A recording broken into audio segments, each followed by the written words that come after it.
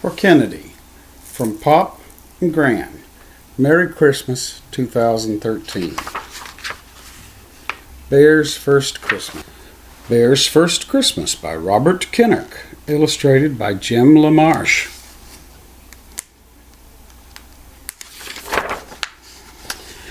It started to snow, and a bear, very young, caught 2 or 3 flakes on the tip of his tongue. The coming of snow could mean only one thing. It meant that the bear had to sleep until spring.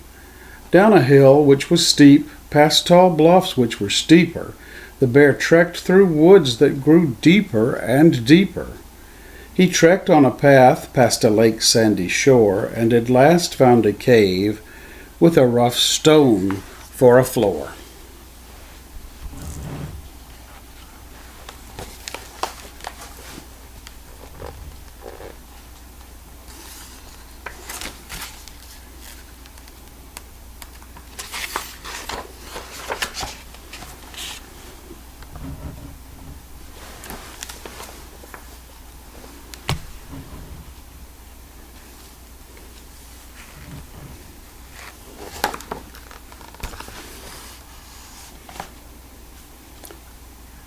At the mouth of the cave, the bear noticed a tree, which struggled to grow where no tree ought to be.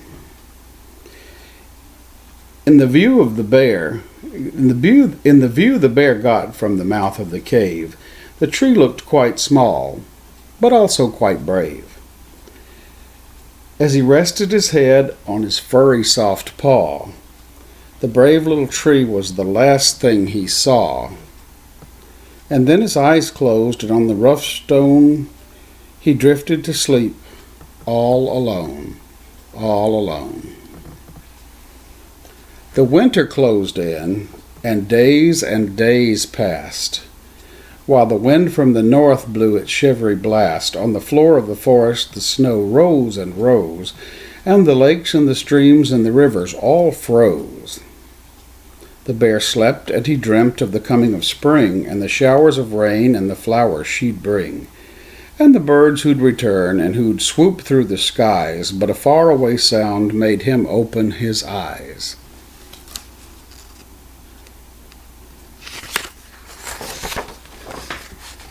He stepped from his cave, and he looked toward a hill. The shadows he saw all remained very still. But on wings of the wind from across the cold ground came the strains of a soft and mysterious sound.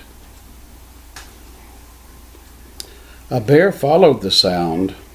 That bear followed the sound, but it stayed very faint and was lost by and by in the crow's harsh complaint. The crow cawed, and his caw seemed to say he needed some help finding food right away. In all those deep woods there was no one to hear except the young bear, and to him it was clear he would have to hike home and then search high and low for some sort of food for the shivering crow. Homeward he trudged with the snow to his knees, and returned with some honey, a comb from the bees. The crow pecked his fill of that treat from the bear. Then he spread his black wings and took to the air. He followed the bear while the moon hid its face, and the stars twinkled cold in the vastness of space. They came to a bog where a moose with his teeth tried to scrape at the ice for the weeds underneath. He needed some help which the bear could well see, so he scraped with his claws till the cold weeds were free. The moose ate and he ate. When he'd eaten his fill, he followed the bear and the crow round a hill. The wind whispered sharp, and the night grew unpleasant, as the bear saw ahead the crushed home of a pheasant. A branch overhead had let loose loads of snow that had smashed the bird's home with the force of a blow. The pheasant had chicks, and the chicks' cries were pleas.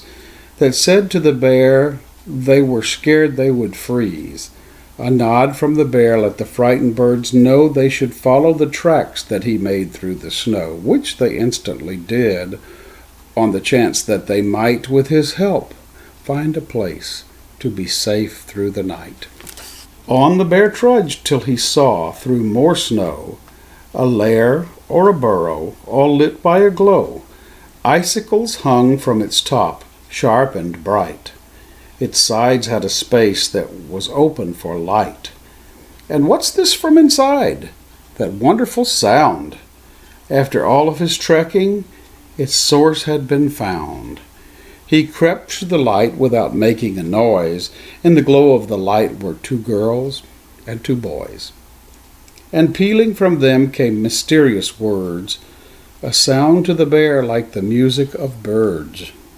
He stood and he stared, for his eyes grew more wide, for there was a wonderful glowing inside, a glow with warm rays like the sun at its rise, a glow cast from faces, a glow cast from eyes, but a glow most of all from a wonderful tree that the beasts out of doors were astonished to see. A tree dressed in lights, each shiny as dew. What the lights meant, though, no animal knew. The last of the sounds faded off in the night. The children inside were led slowly from sight. Out of doors the beasts stared as the last embers fell. They thought and they thought, but they still couldn't tell what the meaning could be of the music, the lights, and the gladness inside from this darkest of nights. But a spark deep inside them gave off that same glow as they made their way back through the drifts of deep snow. The bear broke the trail, and he made it so wide the moose, who was giving the birds all a ride, could quickly and easily follow along, as the birds on his back sang an improvised song, which was only caw, caw, and merely tweet, tweet, but was shared, and by sharing grew more and more sweet. The bear showed the pheasants his well-hidden den to say that they could stay until spring came again, to which all the pheasants were quick to agree, though they and the others all stared at the tree, at the crooked, the ragged, the struggling tree, at the tree that was growing where no tree should be. For the moon in the sky had sent down a bright beam that touched the tree's branches and made them all gleam, almost as if, in the dark of the night, the tree had been graced by a magical light. There was room in the cave for the moose and the crow. They needn't trudge off through the dark and the snow. Into the cave the bear squeezed with each guest, and they all settled down to begin their long rest. They slept, and the tree shed its marvelous light. All through the freezing and long winter night, it continued to glow when the winter was done, and the earth had been touched by the warmth of the sun. And the bear, in new treks, knows the light never ends. It's a knowledge he shares with his wide-roaming friends, for each friend, though he roams from the others apart, carries with him, inside him, that glow in his heart.